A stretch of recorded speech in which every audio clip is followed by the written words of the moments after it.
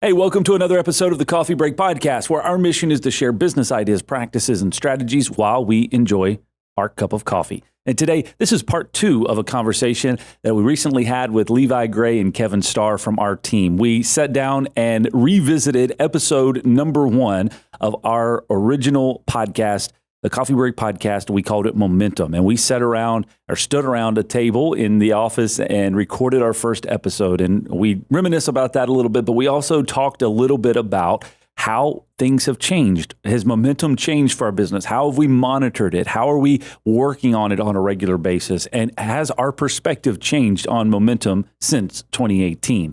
If you missed part 1, go back and check that out, because it's really kind of sets the foundation for exactly what we are going to be talking about and what we are talking about today.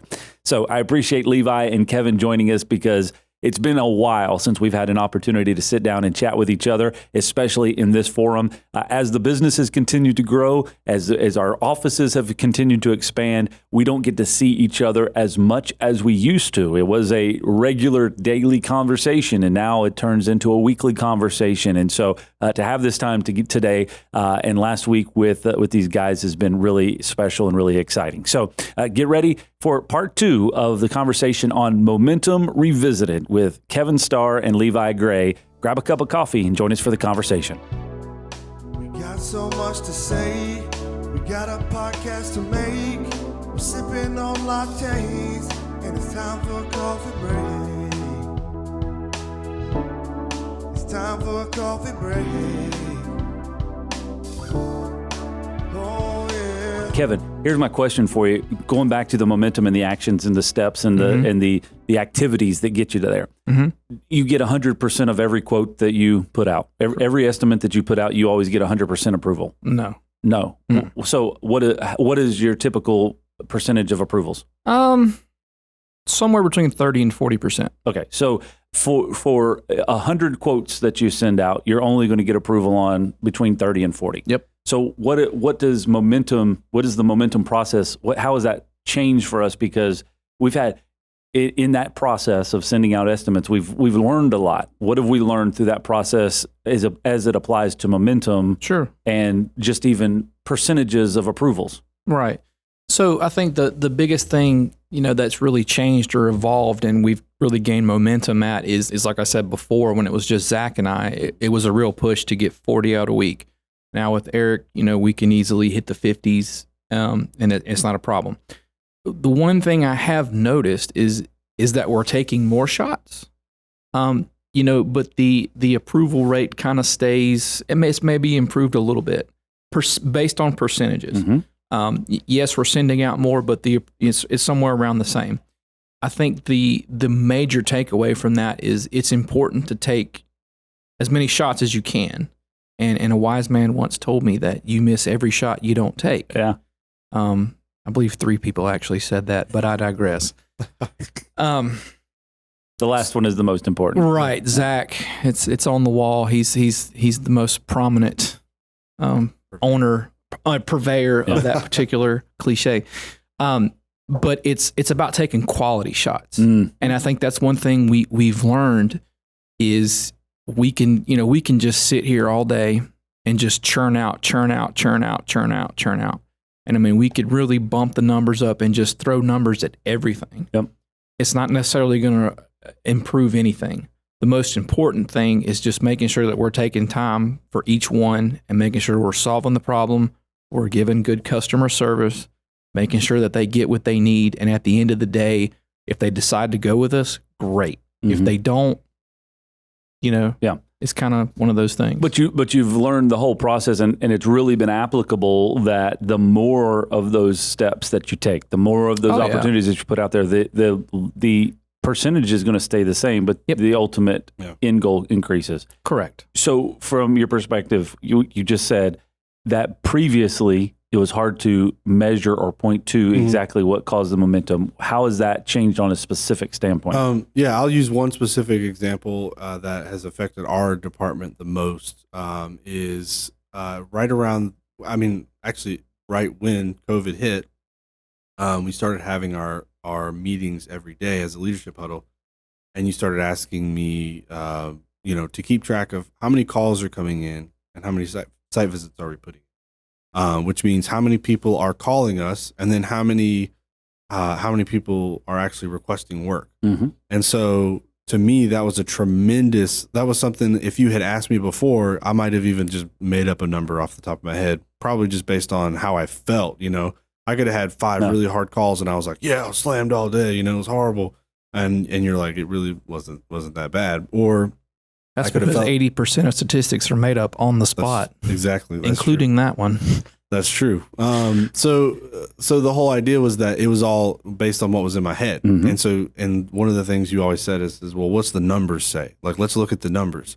And now it's every week we see, oh, hey, calls are starting to pick up. Actually, site visits are starting to pick up. So, we can expect this and this and this to happen. So let's be ready. Mm-hmm. So we had time periods, especially at the beginning when calls were way down, but we immediately knew because we were checking every day. Calls are coming up. Calls are coming up. Calls are coming. Now we're almost back where we were before. Mm-hmm. No, I'm tracking with you. Yeah. So here's my question for you. All of that information, it takes time to gather. Mm-hmm. 1 and 2, as you both have mentioned, we started having daily meetings, leadership and group meetings, team meetings. So sales team meets, account management team meets. Thank you. Every morning, 8 a.m. Correct. On a phone call or whatever, however that works. Mm-hmm. Your team, you and Isaiah meet every morning, 8 a.m. Every team does the same thing. Yeah. What would you say to somebody that says that sounds like a waste of time? That sounds like you're losing efficiency because you're taking too much time meeting. What is the because we've been doing that since middle of March. Yep. What's been the outcome? What I would say to that person is basically, what do you do when you wake up in the morning? Like, I get up and make coffee. Yeah. So the thing that is the most important thing to you is what you're going to wake up and do every day. And it may be an incredibly simple thing that you do. And a lot of people might see it as like, well, that's stupid. You make sure that you do this every single day. But the things that are the most important to us, we don't even question it. Mm-hmm.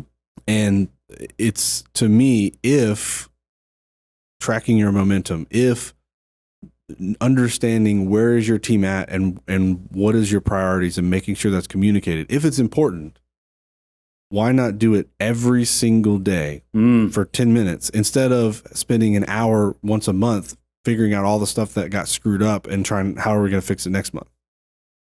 Wow. Kevin, what about you? Are you sure you want my answer? It's what we're here for.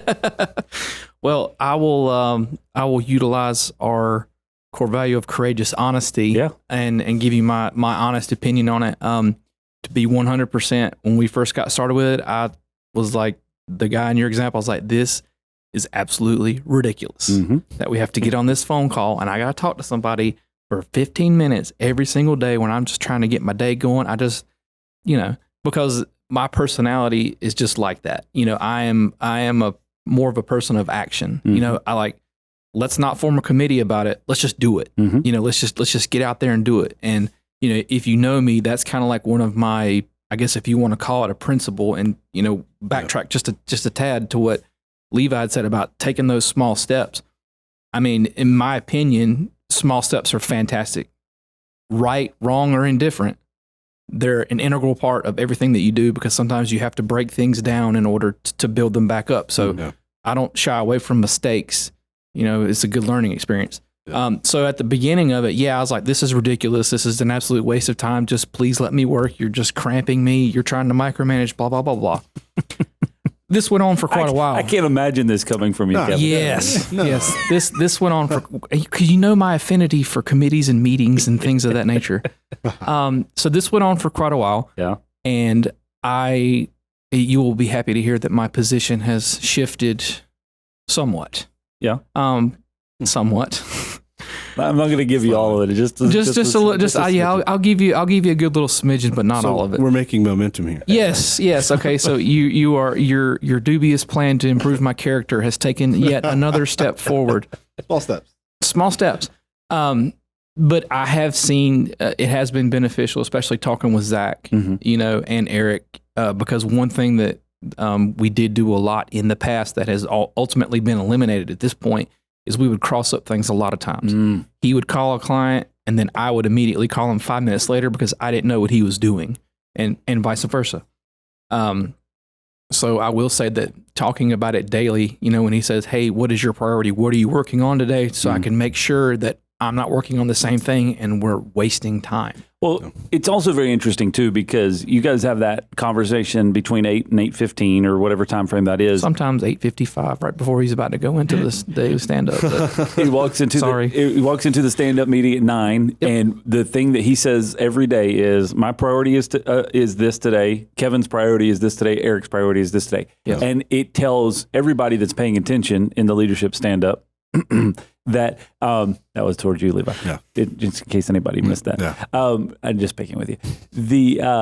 If they're paying attention, they know exactly what the account management team is focused on. And outside of that, even so, if there's paths that are going to be crossing in project management or customer service or where customer success or project or service manager, any of those, accounting, then now you have a bridge that it says, hey, if Kevin is meeting with this customer today, let them know about this as well. And it solves a lot of those issues, which is very intriguing. So at the end of the day, small meetings consistently help, one, to measure your momentum, and two, it helps to clear communication, and it prevents you from having to have big meetings to solve past problems. Right. Very interesting. Yes. That's a good 3 points. Can you copy this key? That's a question we get asked about 3,422 times a year. And how can you actually be sure that the person who asked that question is supposed to get a copy of that key? Well, we think you should always know who can copy your keys to your business and your home, because it could be your neighbor, an old employee, a contractor, or even worse, your mother-in-law. At Loc-Doc Security, we believe in protected key systems, so you always know who has a copy of your key. To find out more, visit Loc-Doc.net or stop by our Charlotte location. Loc-Doc Security, helping you protect your people and your property.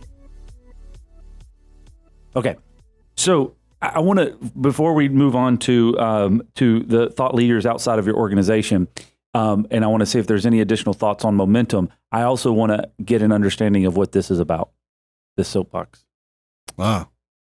So with this soapbox, IV wed. So Heaven to hold. long ago, approximately the same time we actually did the last podcast.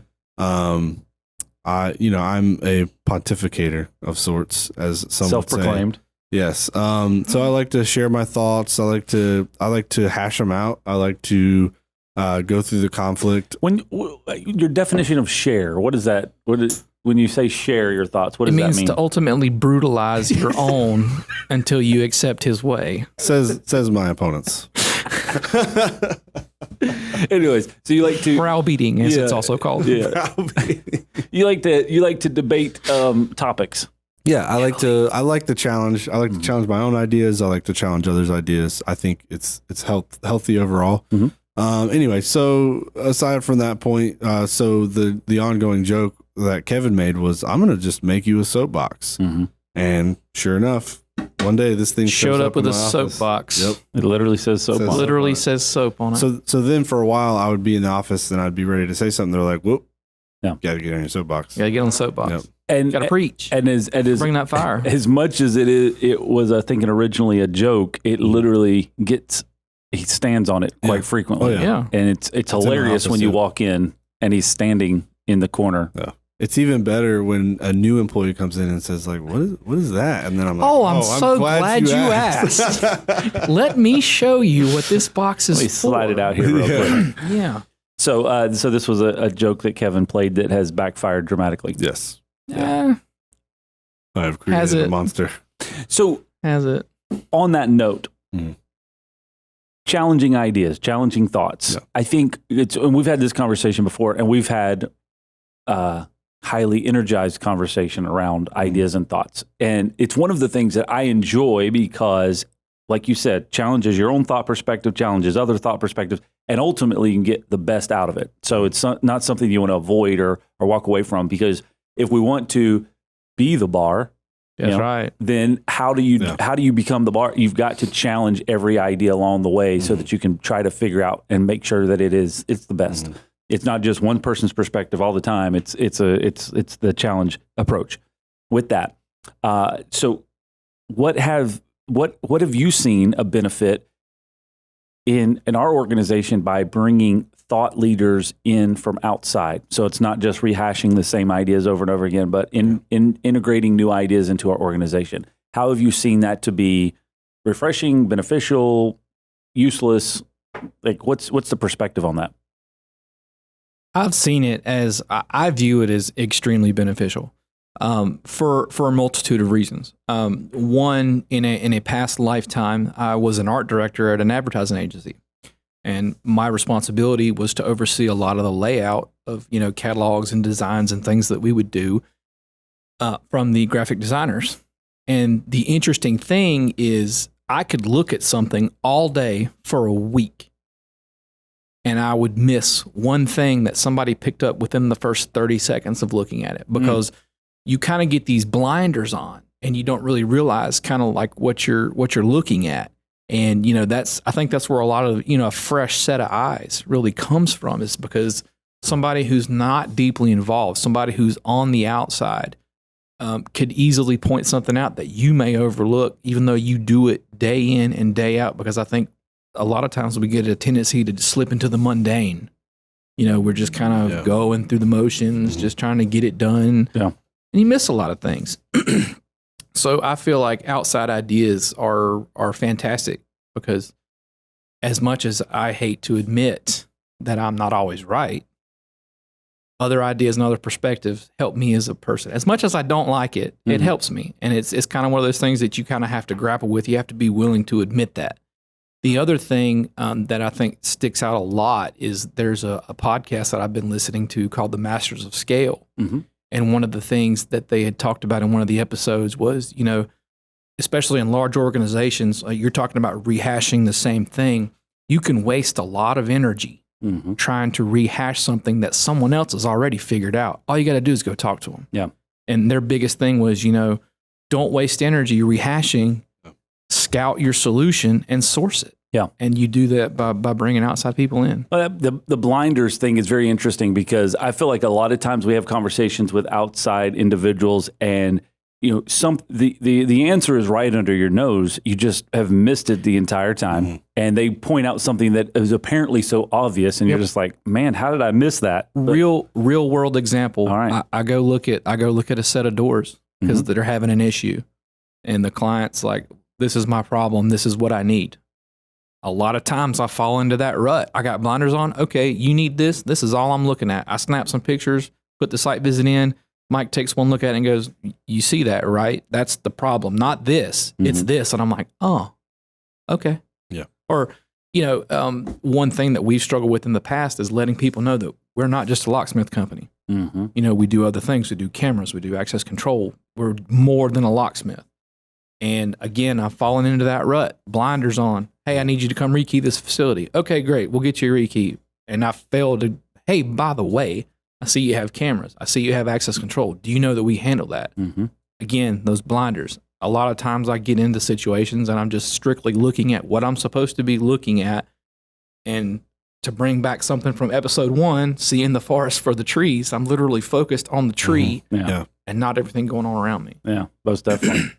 So I'm going to bring up my main man, Socrates. Wicka, wicka, wicka, wicka. Socrates in the house. So he would, that Greek. So he would often get flack because he would always have these brilliant conversations, challenging ideas, but he would always, whenever talking about himself, he would say, well, I know nothing. I don't know anything. You tell me what the truth is. And then he would ask questions to get to the ideas. And he would always get on everyone's nerves. And they're like, why do you, if you know nothing, how, like somebody else, how are you this brilliant guy and you know nothing? But he always would point them to there's a statue of the Oracle at Delphi. I don't know if it's still there. It may not be there anymore, but he would always point them to that. And imprinted on it is know thyself. And so his point was the key to growing in knowledge is to first know yourself, which means knowing your limits, know what you don't know. And that's how he would always grow others in knowledge, is challenging them, using what they know to figure out what they don't know. once you know what you don't know, then you can grow in your knowledge. So a lot of people assume that success in an industry is knowing everything and making zero mistakes. But the truly most successful, best in the industry are the ones who know their mistakes, know their limits, know what they don't know, and then dedicate themselves to learning, which comes from, okay, well, who knows this? How can I get this person to teach me this? So it's sometimes you have to go outside. You have to recognize your own limits and realize that you're not perfect. You make mistakes. That's the beginning of success and momentum. I want to add one thing to that. Good. It's from a sermon from way back when from Scotty Volk. And it's one thing that, I really like him. He's a really great guy. But one thing that he said that has stuck with me, I think it applies to anything, whether that be your family, your profession, your faith, whatever. It's not perfection, it's pursuit. That's good. That's all it is. Yeah. It's not perfection, it's pursuit. To your point, it's not knowing everything and doing it perfect all the time. It's simply chasing, always chasing the pursuit. Which is all goes back to that conversation about momentum. Yeah. It's constantly being in motion. It's constantly chasing something, is trying to get better, which ultimately turns into momentum over time, because the opposite of that is complacency. And that is the thing that we fight so hard against in this organization. You're stagnant. And if you're stagnant, you're not growing. Yep. Stagnant water stinks. And if you think you're perfect and you know it all, what do you need to do? Where do you need to go? You've reached the end. You just stay where you're at. But you find out that the best, that no one's perfect. No one's here. Everyone else is striving for perfection. So the best person is the one who's understanding their limits and continually moving towards it. Where the ones who are the worst may think, nah, I've got it right here. Yeah. And then they stop moving. Yeah. So the momentum, like you said, that's the one that separates the men from the boys, so to speak. Ooh, I don't know. Yeah, I don't know if I would agree with that one. Just a reminder, you're listening to the Coffee Break Podcast. Also, we wanted to let you know that our team puts together a weekly blog post. You can find it at locdoc.net/blog. It's guaranteed to raise your IQ by 12 points or your money back. So it's pretty much a win-win. All right, back to the conversation. But here's the situation. It's very intriguing. Going back to some of the original stuff we talked about at the open of this podcast is, just even our podcast recording setup, the way that we started out originally has changed and progressed nearly month after month after month. Yeah. The space that we're sitting in right now, completely different than what it was in August of 2018. Yeah. Our organization as a whole, the people that are in it, the processes that we operate under, the core values have still maintained. We've tried to improve upon them and make sure that they're clear and understandable and defined, but the processes have improved. The way that we go about our big projects, the way that we handle our service, all of those things are in a continual state of improvement. And it's part of our whole momentum process that if we're constantly working on things to become better, nothing is perfect. Nothing is the ultimate. Everything needs to be improved upon on a regular basis. And I think when you have that attitude and when you have a group of people that can embrace that and not become discouraged by the fact of it's always better. And I know Kevin has gotten onto me a lot in the past because he'll say, hey, this happened and this is great. And my response is, but. Yeah, there's always a but. It can be better. Yeah. And he's made me aware of that multiple times. And so I've had to be mindful of at least giving some breath there and going, okay, that's awesome. Yeah. And then we'll go handle the but later. Yeah. But let's enjoy the moment. Right. And then we'll go work on it. But I think it is the process by which you continually improve. Mm-hmm. That's awesome. Now how can we make it better? And then you are constantly reinventing those things, which ultimately will then give you momentum. If you just say, that's awesome, do it again, then at some point in time, you're going to become stagnant. Right. And I don't mean to get on you too hard about the whole but thing, but it's especially if you're going back to something, the crux, the mountain climbing example I gave in a one Wednesday morning meeting is, if you're climbing this mountain and you get over the first obstacle and you still got another, 4,000, 5,000 feet to go to get to the top. Mm-hmm. Yeah, that's a huge but. I got over this rock. Yeah, that's great. But look how far you got to go. In a longer span of time, that's going to wear you down. Mm-hmm. I feel like and we talked about it this morning. Take 15. Just stop and take 15. Celebrate that win. And let's get back after it. Yes, we can always do better. Yes, nothing is perfect.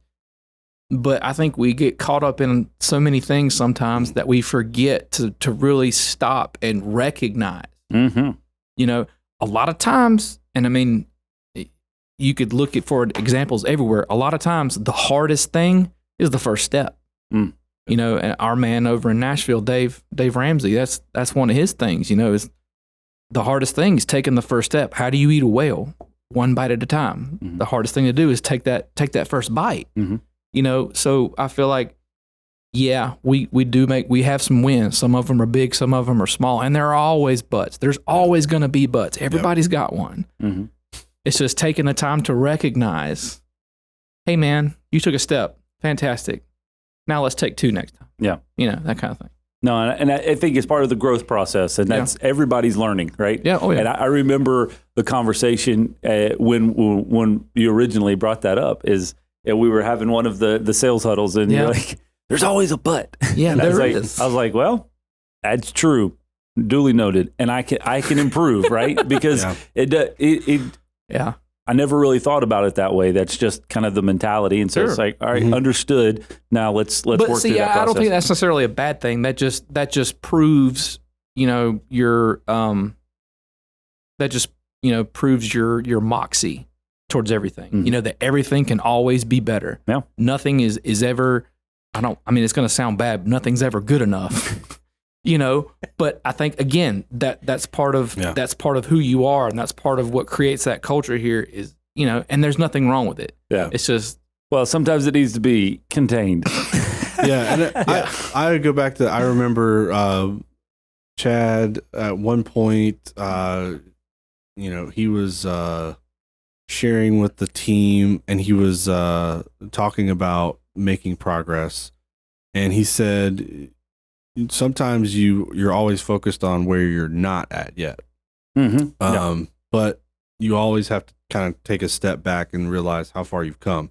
You should really never be at the point where you don't need to go anywhere else. You should always be thinking, well, I have more to improve.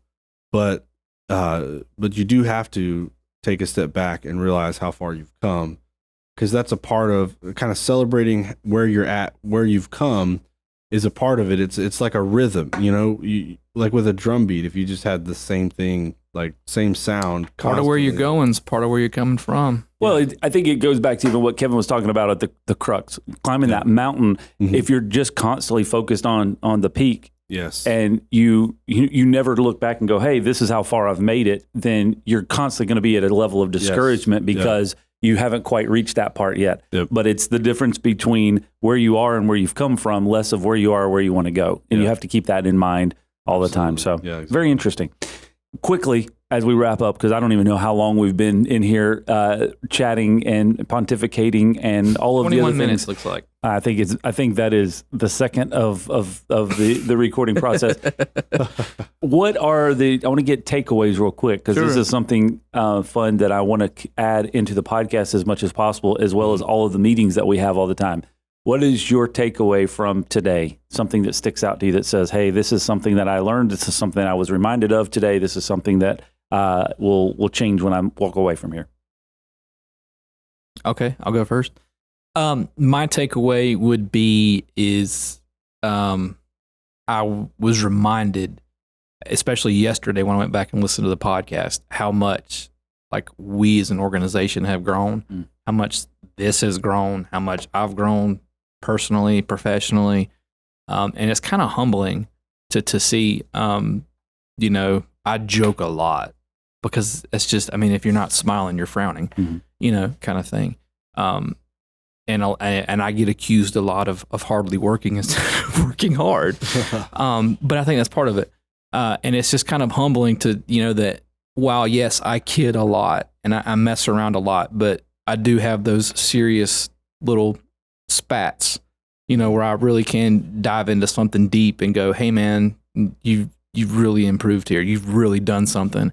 And I think going back and listening to that first episode and then really reflecting on all of 2019 and then this year, it's humbling. Very cool. Yeah, that last part we were sharing, I think I can learn a lot from that. I really like that idea, and I think I need to take the time as often as I take to point out improvements that need to be made in our department. I also need to take the time to celebrate the improvements that have been made. Yeah. So I need to keep that rhythm of, we've done a great job. Let's do an even better job. We've done a great job. Let's do but not just say, but all the time. You know? I really think that's a huge takeaway for me. Yeah, it was interesting when I was re-listening to that episode. The way that I introduced you was you were responsible for every phone call, every email, every online chat, every communication from our customers coming in, and that's not the case anymore. Yeah, just even if you take a look at it, that's as frustrating as things can be from time to time. If you just take a step back and look at that, that's a pretty good progress. Yeah, that is tremendous. My big takeaway, I think, was something that Levi said earlier about propulsion and having the visibility of momentum. Is something that we have to continue to strive to be better at, so that we're showing the progress, showing momentum, rather than just assuming that everybody knows what's going on. So very cool. Hey guys, I appreciate you being in here. It's a blast to have you back. Less stressful because I'm not worried about are we actually streaming, is the equipment working, all that stuff, because I've got complete trust that everything is working smoothly behind the scenes. So it's good to have you guys here today, and I'll let you guys get back to work. Awesome. Thank you. Well, there you have it, folks. That was a two-parter for you. If you missed all of episode 1, make sure you go check that out. They're all available, plus 100+ other episodes online at locdoc.net/podcast. You can go back and check out the actual very first episode, Momentum with Kevin and Levi, and then obviously you can pair them all together, and maybe some of the conversation will make even more sense. But I really appreciate those guys taking time out of their busy schedules. It's not often that we get an opportunity to sit down and chat anymore, because as our business has continued to grow and our roles have continued to change and expand, and our office has continued to change and expand, we actually all used to sit right next to each other very frequently every single day. And now we get a chance to chat maybe every week or so. So it was really cool to spend that time today with those guys and be able to share that conversation with you as our momentum is continuing to work on and be improved in our organization.